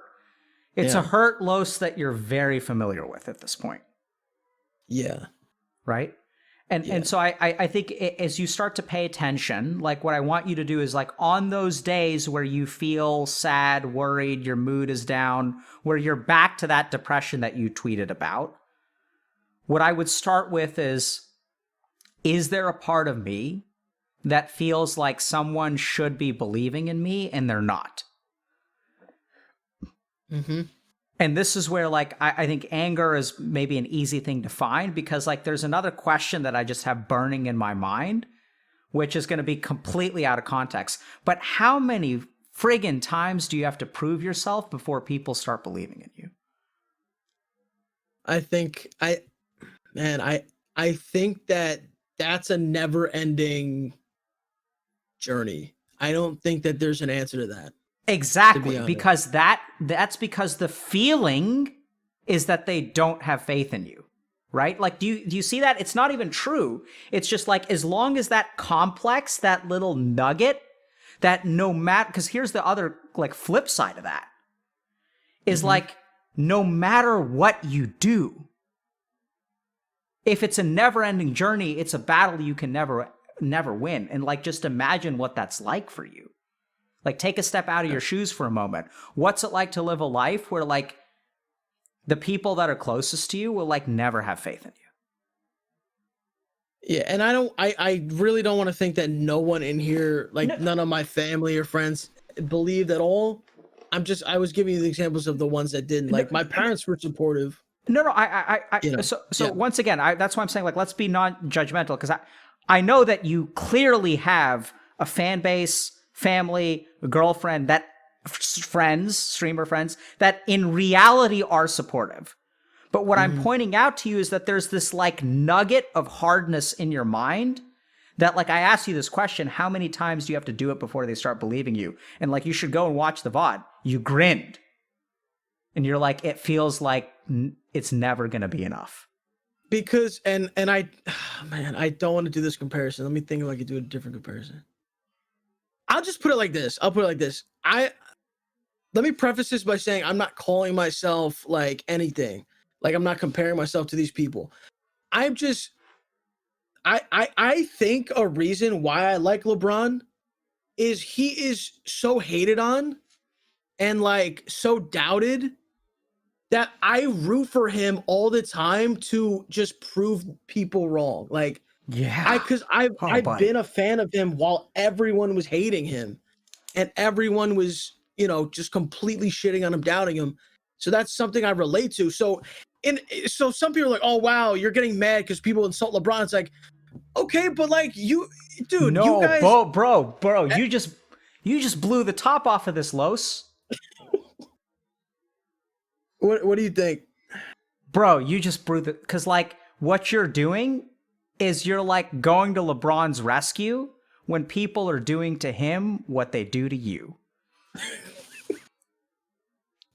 Because in those moments where everyone is doubting him and he's alone, Los is like, F that.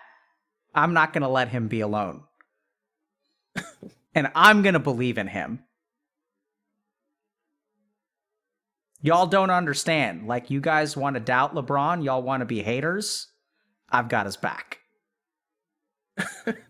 That's really crazy. Yeah.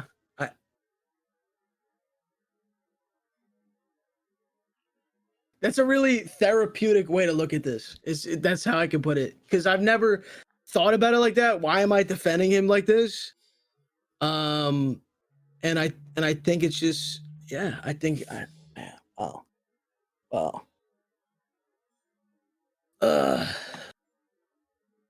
don't know if this is embarrassing or if this is like a good, I don't know what this is, to be honest. I don't know, bro. I don't know. Do you feel embarrassed? No, I don't feel embarrassed. I really feel like, wow, like that makes a lot of sense. And I also feel like that a lot of, I think when I see, how do I put this? It only makes me think more like, wow, like when I see people, you know, who are also on here defending their favorite, whoever it is, whether it's a musician or a streamer or an athlete, whatever, they must have some kind of feeling of like that same thing that you said, like, I don't want, like, I'll be here to support you, you know, because they felt the not having support. Yep. Before. And I think that's why, you know, that's why there's a lot of, I don't know, like fans of whatever. And you see a lot of people defending, and you see like diehard, you know, accounts, like people defending people to the end, you know, because I think you might be right. I think that's like, I think a lot of people feel that same thing that I'm feeling. Yeah. Yeah. I think your community feels it too. That's why I think certain people, they do come to your rescue, right? They're not going to let Los fight it alone. You want to throw down with the Twitter trolls? We'll throw down with you.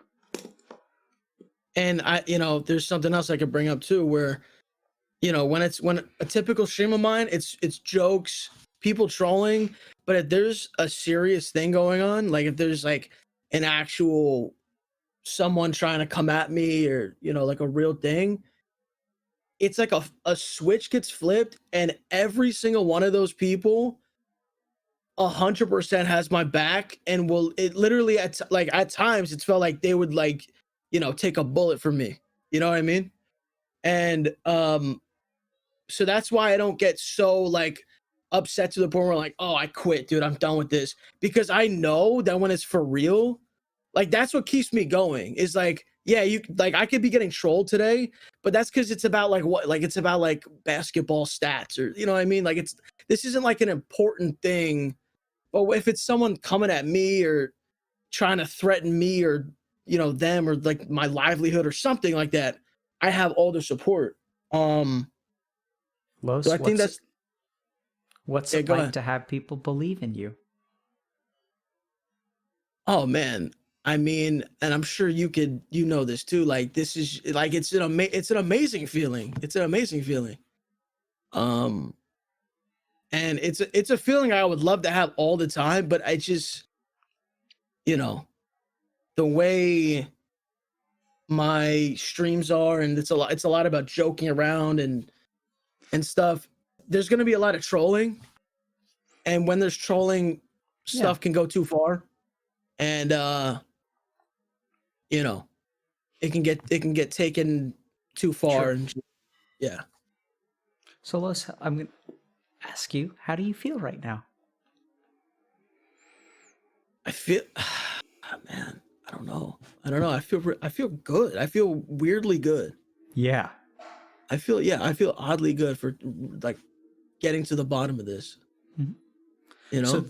this is what emotional, you remember I was telling you like about like sort of dealing with that subconscious emotion that you've packed away? Yeah. This is what it feels like. So there's a period of time where you sit with that emotion and it feels really like negative and crappy, and it's like, actually, I've been trying to avoid these feelings. And as you work through it, you feel the way that you do now, which is like not just good, but like weirdly good. You kind of feel like lighter, like things are clearer, like nothing has really changed, but you like this is literally what emotional metabolism. It's like you're Mhm. taking like this sandwich and your body is like transforming it into your hair and your blood and your bones.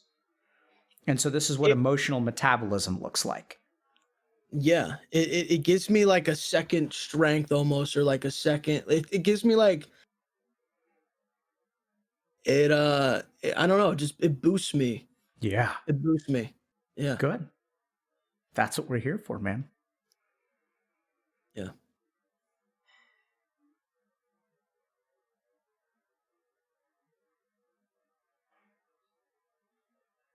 What's okay? So then I know you're letting me linger Oh, in the no, feeling, I but was just sorry.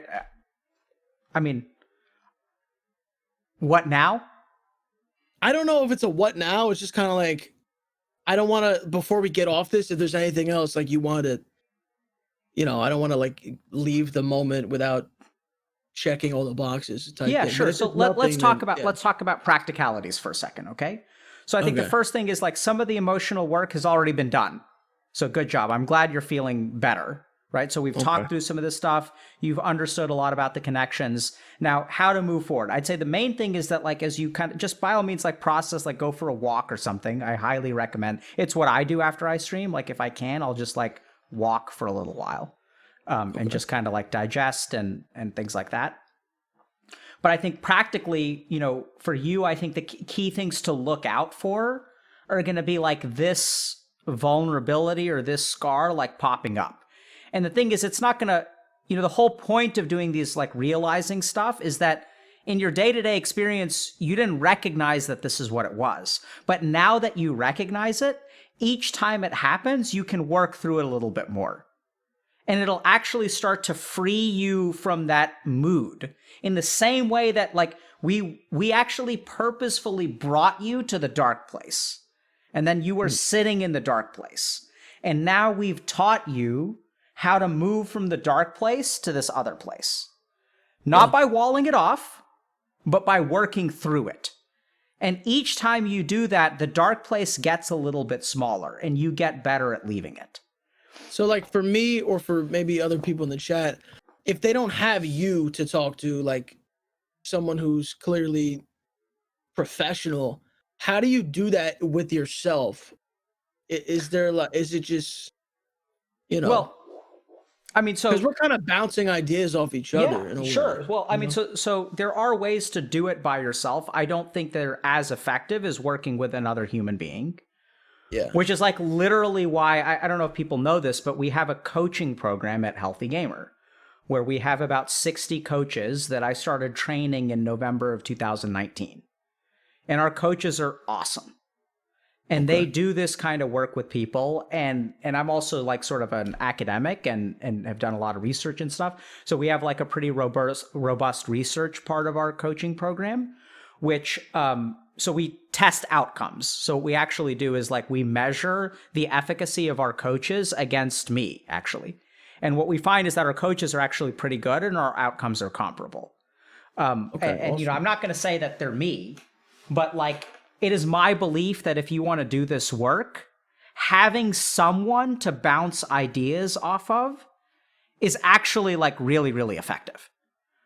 Mm-hmm. Now, if you want to do it on your own, I think this is where like developing a good meditation practice or doing some amount of like reflection and journaling and like just going for walks. You know, there are other things that you can do, but in my experience, you know, meditation and journaling isn't someone like they aren't responsive, right? It's sort of like exactly what you said about YouTube versus Twitch. Like, what's the difference? Like, both of them have people talking, but one platform is like responsive. So you move faster than you would on your own. Yeah. So practically, like, you could go, you know, meditate, like go to a meditation retreat or something like that. But like the whole reason that we developed the coaching program is because I know I'm good and all, but like, frankly, like what I do can be taught, right? And that's what we set out to do, is to train 60 other people. We've helped about 2,000 people from the Twitch community at this point. And, awesome. and you know, and so I think that like, you don't have to do it alone. And the answer isn't to do it alone. And for you, by the way, I don't know if you know this, but you know, Twitch actually, like if you want to work with a coach, Twitch is sponsoring that. So you can, assuming you're partnered, yeah. But so we have a coaching program where we support our creators around creator specific issues. So like these things about like, you know, having people around you not understand what you're going through and things like that. What we've heard from a lot of our creator coaches and even people in our regular coaching program is that they'll actually go see a therapist, but the therapist doesn't understand. That's, but you know, Los, I think that like you can do it on your own. I mean, the reason that we do this is because I think it's more effective. That's why this is so good. And this is so interesting what you do, because it's so unique, because you understand Twitch, like you're a streamer, like, yeah. So it's a really, like, you have the perspective. So when I do bring up things about DMCA, this isn't like foreign language to you. Mm-hmm.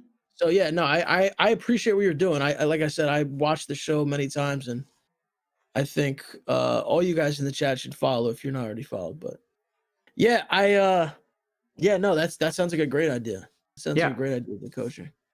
Are you interested in learning a little bit about meditation? I mean, you may be experienced or meditate already.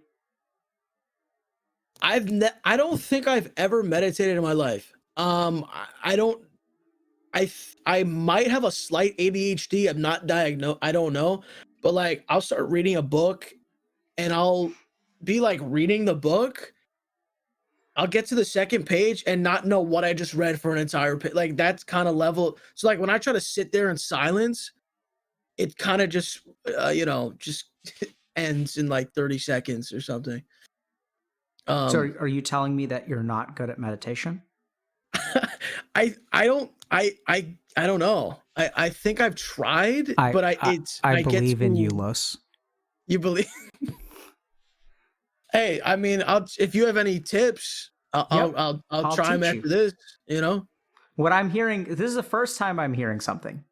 from you, which is that maybe you don't believe in yourself. So I'm going to choose to believe in you. And I'm going to say that no matter how ADHD you are, I think you can learn how to meditate. Okay. Have you been taught how to meditate? No. Okay. Probably not properly, no. So this is where, like, I'm asking you, Los, do you know how to ride a bike? And you're like, well, I'm not so sure. My balance isn't so good. I'm like, have you ever did anyone teach you how to ride a bike? And you're like, not really. And then I'm like, well, that makes sense. Makes sense. So I think it's fine if you're a little bit ADHD. So I'm going to give you a choice, okay? And what we can also do is try 2 techniques if you want to today. I'm going to give you a choice. One is going to be sort of like an introductory technique that'll get you a little bit used to meditating, maybe address a little bit of your ADHD-ness, and will help in the moment at kind of calming your mind down and also like letting go of a little bit of that anger and frustration. So, you know, like when you're in those moods where things are bothering you, my hope is that this technique will sort of like almost like a tiny little Xanax, just like change your mood. Okay. That's one technique. The second technique that I would offer you is a little bit more long-term. So it's not really about calming you down in the moment. It's a technique that you can do on a regular basis when you are relatively calm that will help the process of this emotional digestion of this scar that you have. Okay. Which one do you want? Let's start with when I need to meditate. Like when I'm feeling like I need to calm down. Yeah. Good. Okay. So so what I want you to do is sit up straight. Okay.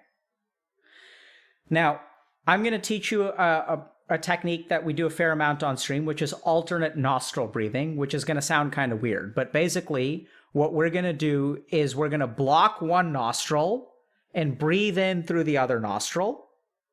Okay. And then I'll show you. So I'm going to breathe in through this nostril, and then we're going to block the other nostril, and we're going to breathe out through the other one. Okay? So it's gonna, I know it sounds kind of weird. And then what we're going to do is breathe in through this one, switch back, and then breathe out. So it's going to be in, out, in, switch, out, in, switch, out, in, switch, out. So it's like half of the breath gets done through each nostril. Okay. Okay. So let me just show you. Okay. So I'm going to block my right nostril, breathe in. Now switch. And breathe out. In through the same nostril. Switch. And out. In through the same nostril.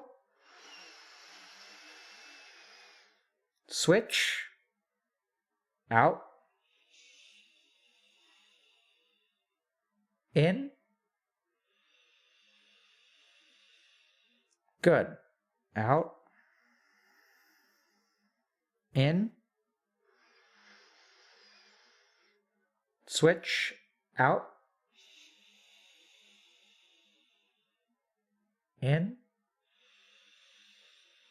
Switch. Out. Beautiful. Now continue at your own pace for about 60 seconds. I'll tell you when to stop.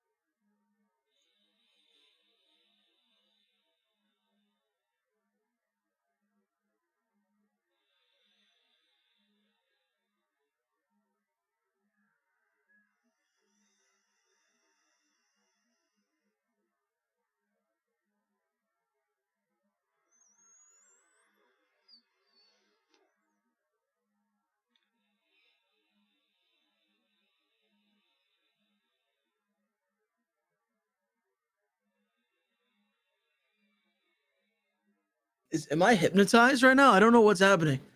What do you mean? I just like I could have just fell asleep. I'm not gonna lie. What were I you could have just fallen asleep. What were you thinking about? I was just completely calm. It was just very calming. Sounds like you meditated. Wow. Ugh. It's that. Wow. So I don't have to sit there like with my hand like in a pretzel. Okay. No. I believe in you, Los. Wow. I appreciate it. That was is it so like the science behind is it like the focusing on what you're doing where like you can't even focus on anything else, you're just focusing on how you're breathing, like how is that Yeah. that's pretty okay. Yeah. Exactly. Look at how quickly you figured it out. So, little bit of explanation. Okay? Okay. I was just surprised because no one's ever stopped and had that profound of an effect like that quickly. It was like, wow, okay, so cool. So it seems like it really worked for you, which means we found a good technique for you. Good job. So a couple of things about the science of meditation. The first is that meditating successfully is not contorting yourself into a particular meditation technique. It's finding the right kind of meditation technique for your mind. Okay? So you told me that you were a little bit like distractible, just a touch ADHD. So the meditation, that technique that's going to work for you is one that demands some of your attention. Okay? So it's like a little bit tricky to keep track. Right? It's not like so hard, but you got to like focus on it. Yeah. Right? It doesn't happen on autopilot. And when you demand the attention of your mind on one particular thing, it's sort of, there's no room for other thoughts. So remember, your problem is that you're carrying around all of this stuff and you don't have room for anything else. So when you do this technique, what your mind automatically has to do is put everything else down. Yeah. And when you put everything else down, you're like, whoa, I feel calm. Because subconsciously you're carrying all this stuff around. And then like you basically do this technique and your mind sets, like just imagine like hiking with this like 50-pound backpack. And for 60 seconds, you set the backpack down. You're like, whoa, I could have fallen asleep. That felt So why really is calm. it that, and maybe some people can, but I haven't figured out how to do this. Why is it that I can't just do that? Like, why can't I just sit down, take a deep breath and just not have a care? Like, why? Because is you that so haven't been hard? taught how. Okay. Short answer, simple answer. You know, I just put you on a bike, I held it a little bit, and you started pedaling, and you're like, why can't everyone just ride bikes? It's because you need to be taught. Okay. Right. So no one just naturally is just can wipe their mind. Like that's arguably there may be people out there who are more, you know, better at that. Like there are some, depending on which tradition you kind of like listen to, like some people think that the Dalai Lama, for example, is essentially born like pseudo enlightened. And so there may be like 3-year-olds that can do this. I don't really know. But, you know, I think that this is like Los, this is a skill that you can acquire. Right. Awesome. And this is why when people like meditate on a regular basis, they become more productive. They become happier. You know? I think I just need to meditate. I think I just need to learn how to meditate. Yeah. Well, now you know. So the next challenge for you is going to be anchoring your practice so that you do it on a regular basis. Right? So I'd say 3 to 5 minutes, 3 days a week is your first goal. Eventually, if you can work your way up to 20 minutes, that's where the research shows that your brain will literally start to rewire itself. And you'll learn how to do things like let go. Like your brain will be more automatic. It's going to be bizarre, I'm telling you. You're going to be in one of these episodes where you're pissed off, and then some part of your brain is like, whoa, take a deep breath. It's not that big of a deal. These are the things that you already tell yourself. They're just going to start working. And that's because your neurons are going to change.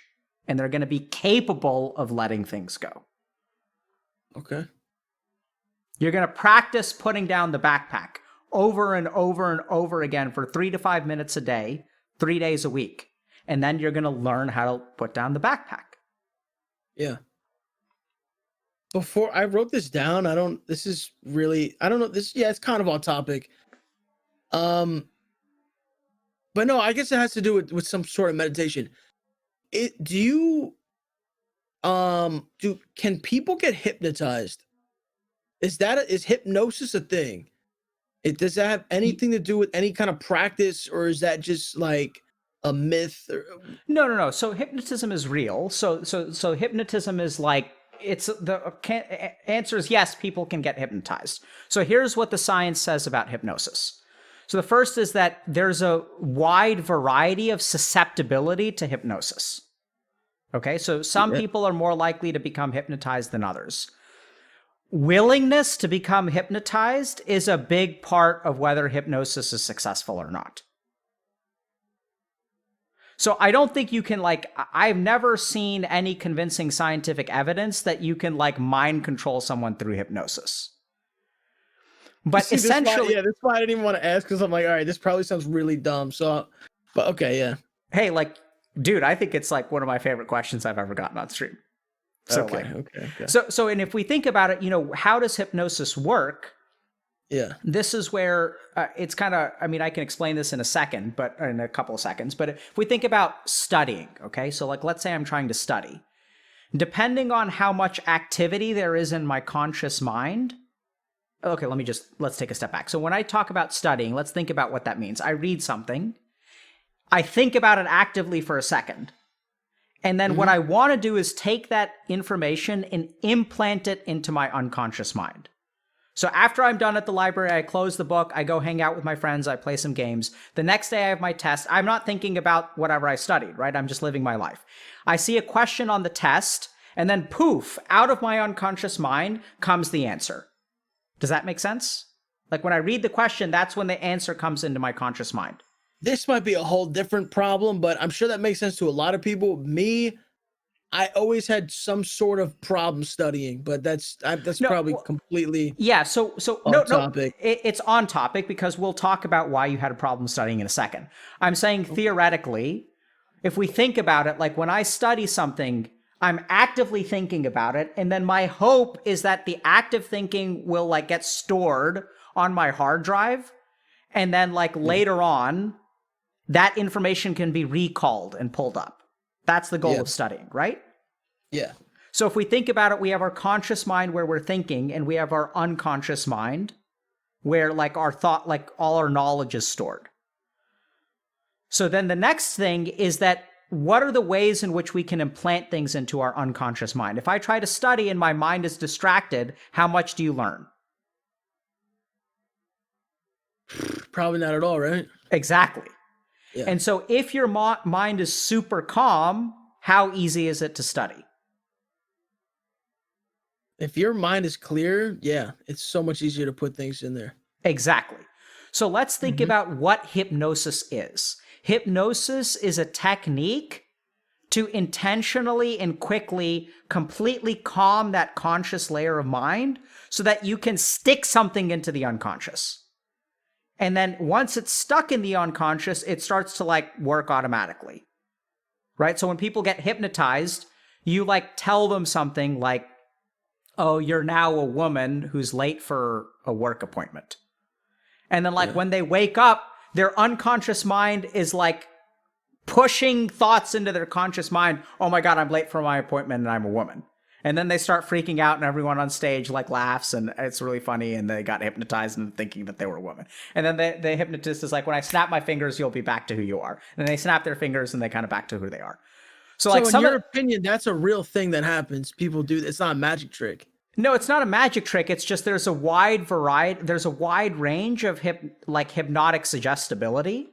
And people use hypnosis in therapy a fair amount, right? So if you look at like where is hypnosis actually used in a way that is not a stage performance, there are hypnotherapists, and the goal of hypnotherapy is to calm down that surface level mind so that you can access things like repressed memories and like things like that. I mean, I do that in sort of a slightly different way, whereas like I ask you leading questions and I know like I sniff something out and I'll ask you a question and then like just think about this conversation, go back and watch it. Some random story pops into your head and then another random story pops into your head. Right? Like, where do those stories come from? Like, they've always been buried in your subconscious. We're just bringing them out in sort of an intentional way. And so it's still like hypnotism, just sort of like, you know, if I had hypnotized you and then asked you particular questions, maybe you would have like other, like less defended things. Like, even on stream, you're probably like a little bit, you know, you talked about going deep. So the purpose of hypnotism is to help people go deep faster. Okay. Yeah. And there's a lot of like similarities, but a couple of key important differences from the meditative state of mind and the hypnotic state of mind. I frankly think that meditation is just essentially superior. Like, I think it's more consistent, more people can do it, there's less variability, and it leads to, there's more data that suggests that it's like more helpful than hypnotism. Yeah. Yeah, I've heard of so many people talking about meditating. I mean, I have a grandmother who always tells me I should be meditating, and I'm like, okay, yeah, grandma, like, you know what I mean? Like, but it's kind of like you know, this actually helps people. I just have been, I don't know if I've been lazy or I don't know. No. Maybe I just didn't want to look into it. I don't know. No. Really. Listen, Los, you just have never had the opportunity to learn. Okay, yeah. It's as simple as that. You're not lazy or anything. It's just like it's kind of weird because everyone just talks about meditation, but like no one teaches it to you. It's like, man, like I've seen people riding bikes all the time. Like people wake up when they're 26 and they're like, you know what? I'm going to learn how to ride a bike. Yeah. Like that person isn't lazy. It's just like, you got to give someone a bike and you got to be like, hey man, you want to like hop on this bike and learn how to ride? And then you're like, sure. I think it was like kind of ignorance on my part, or just not knowing that, oh, you had to learn. Like, I just thought it's just like, yeah. Okay. So yeah. Yeah. Cool. So you want to just tell us a little bit about yourself and where people can find you? Just before we wrap up for the day? Yeah, no. So I'm LosPollosTV. That's what I go by on everything. And I try to stream daily, but you know, when I get back into depression, I'm gonna stop saying that actually. I'm gonna stop saying get back to depression. But yeah, sometimes I'm just not in the mood, but mostly I stream daily on LosPollosTV. So yeah, cool. I appreciate you having me on. This was really interesting, and I'm already starting to think about some things differently, to be honest. Good. Well, that's what we're here for, Los. And I really appreciate you coming on. You know, I know we sometimes reach out to people when they're having a bad time, and you know, I'm glad you decided to join us today, because I think like not only did you hopefully benefit from this, but I think a lot of the things that you talked about, you know, hopefully a lot of our community can resonate with in terms of building walls, you know, like believing in yourself and not having other people believe in you. I think those are really common themes that people struggle with. So thank you so much for sharing and going deep, man. Thank you for unlocking some memories and doing what you do. I appreciate it. You're most welcome, bro. Good luck to you. All right, man. Thank you. Shout out to you See guys. ya.